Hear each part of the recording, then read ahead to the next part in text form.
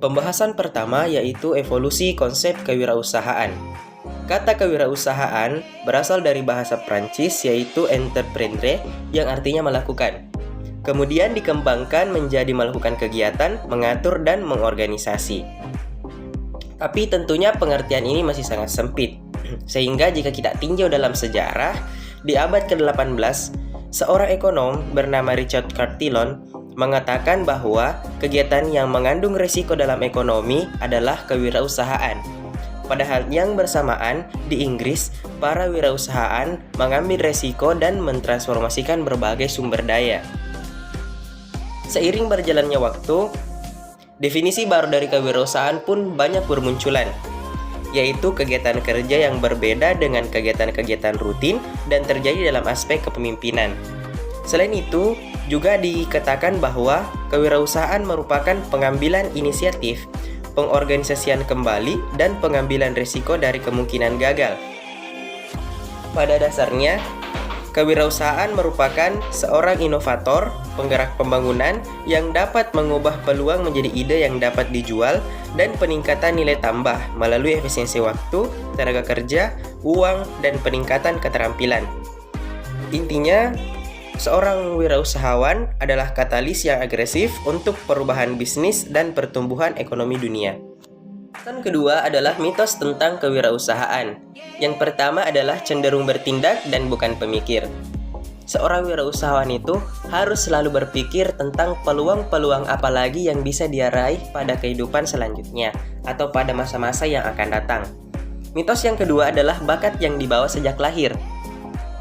Seorang wirausahawan harus senantiasa mengembangkan minat dan bakatnya seiring dengan berjalannya waktu. Jadi bukan bakat yang dibawa sejak lahir. Kemudian mitos yang ketiga adalah penemu hal baru. Seorang wirausahawan tidak perlu menemukan hal baru, walaupun ia hanya mengembangkan sesuatu. Ketika sesuatu itu memiliki daya jual yang tinggi dalam pasar, maka itu juga disebut dengan wirausahawan. Mitos yang keempat adalah cenderung gagal di sekolah maupun dalam pergaulan sosial. Tidak menutup kemungkinan orang yang berhasil dalam sekolah maupun pergaulan sosial juga berhasil dalam kewirausahaan. Mitos yang kelima adalah dipandang memiliki ciri-ciri tertentu. Tidak ada ciri-ciri tertentu dalam kewirausahaan. Intinya ketika kita menjadi orang yang disiplin, bertanggung jawab, ulet dan kreatif, serta cerdas, maka kita akan menjadi wirausahawan yang baik. Mitos yang keenam adalah hanya tertarik dengan uang. Seorang wirausahawan akan lebih tertarik kepada peluang daripada uang.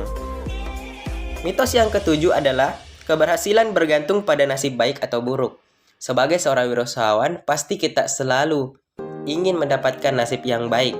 Nah, untuk meminimalisir datangnya nasib buruk itu, kita harus selalu berdoa kepada Tuhan dan kita harus meminimalisir apa-apa yang bisa mendatangkan nasib buruk itu. Mitos yang kedelapan adalah ketidaktahuan adalah berkah bagi kewirausahaan. Justru jika kita banyak tahu sebagai seorang wirausahawan, maka kita juga akan memiliki peluang-peluang yang lebih baik. Mitos yang kesembilan adalah lebih banyak wirausahawan yang gagal daripada berhasil. Nah, ini tergantung dari individu masing-masing apakah serius dalam menjalani bisnisnya atau tidak. Kemudian yang terakhir adalah pengusaha bersifat untung-untungan. Sama seperti tadi, bahwa jika kita serius maka tidak ada untung-untungan bagi kita. Kita harus serius menjalani bisnis kita sehingga kita mendapatkan income yang banyak. Selanjutnya, pendekatan konsep kewirausahaan. Terdapat dua jenis cara pandang utama dalam pemikiran mengenai kewirausahaan, yaitu pandangan makro dan pandangan mikro. Pandangan makro menunjukkan sejumlah faktor yang berkaitan dengan sukses atau gagalnya usaha yang dijalankan oleh seorang wirausahawan. Dalam pandangan makro terdapat 3 jenis pendekatan, yaitu pendekatan lingkungan, pendekatan keuangan, dan pendekatan perpindahan.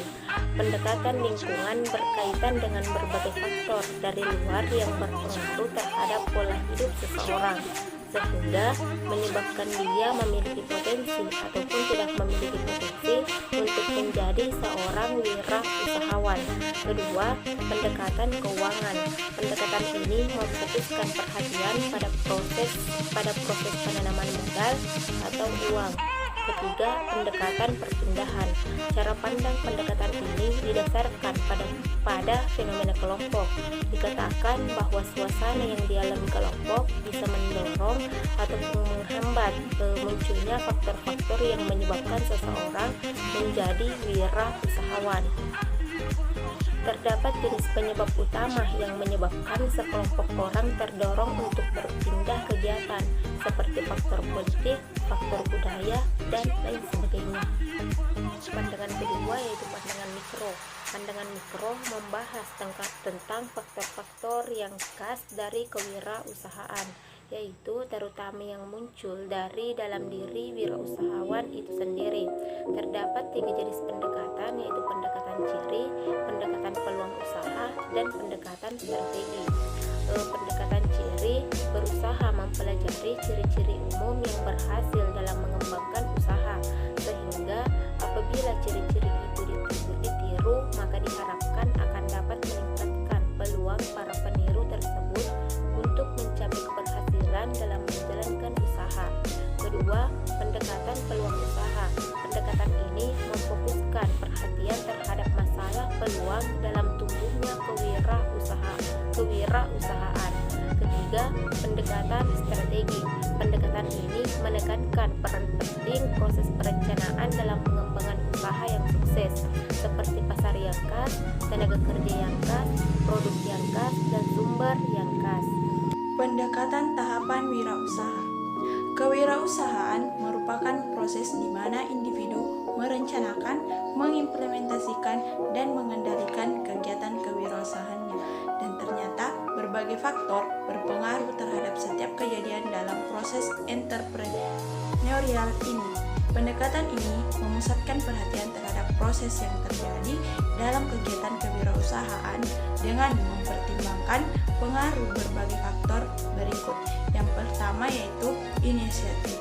Seorang atau sekelompok orang mengambil inisiatif untuk menjalankan usaha. Yang kedua, organisasi. Berbagai jenis sumber dikumpulkan atau diorganisasikan dalam rangka mencapai tujuan dari usaha. Yang ketiga, pengaturan.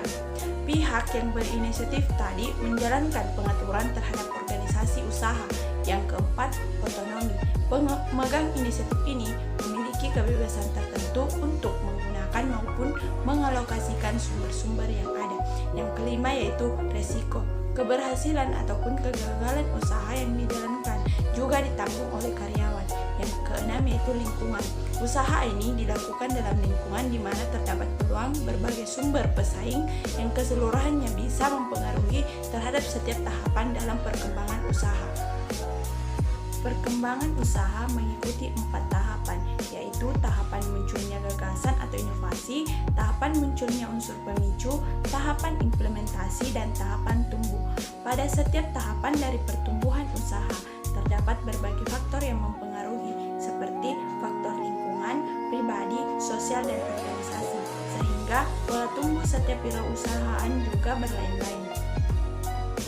Yaitu perspektif dalam kewirausahaan. Perspektif dalam kewirausahaan yaitu suatu nilai yang diwujudkan dalam perilaku manusia yang dijadikan sebagai produk dan dibutuhkan untuk mengembangkan usaha, dapat berupa sikap, perilaku, dan kemampuan seseorang dalam menangani usaha atau kegiatan yang mengarah pada upaya mencari, menciptakan, serta menerapkan cara kerja, teknologi, dan meningkatkan efisien dalam rangka memberikan pelayanan lebih baik atau memperoleh keuntungan yang besar. Selain kewirausahaan, juga terdapat istilah wirausaha. Wirausaha di sini yaitu adalah orang yang memiliki kemampuan melihat dan menilai kesempatan bisnis, mengumpulkan sumber-sumber daya yang diguna mengambil keuntungan daripada serta mengambil tindakan yang tepat guna memastikan kesuksesan. Tugas kewirausahaan yaitu yang pertama, ikut serta dalam mewujudkan kemampuan para wirausaha untuk meningkatkan kesejahteraan dan kemakmuran masyarakat dan negara. Yang kedua yaitu ikut serta dalam menumbuhkan kesadaran serta orientasi keusahaan yang kokoh. Adapun ciri-ciri wirausaha yaitu memiliki keberanian daya kreasi. Yang kedua, berani mengambil risiko. Yang ketiga, memiliki semangat dan kemampuan keras. Selanjutnya, memiliki analisis yang tepat, memiliki jiwa pemimpin, dan berorientasi proses. Yang selanjutnya itu proses mendirikan usaha. Yang pertama, mencari masalah dan peluang. Yang kedua, tentukan besar kecilnya peluang. Yang ketiga, memiliki usaha.